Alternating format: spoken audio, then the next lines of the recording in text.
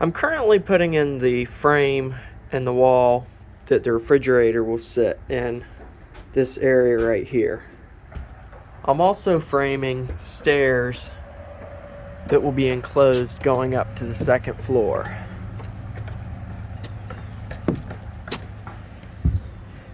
In the second floor, I'm framing in the wall for the master bedroom.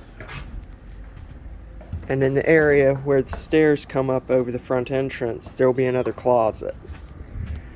There will be a second wall at this area right here that the TV will hang on at the foot of the queen size bed. And a second closet / desk area will be in this spot right here. I'm getting the electrical panel for upstairs installed and wired to the second panel that's downstairs.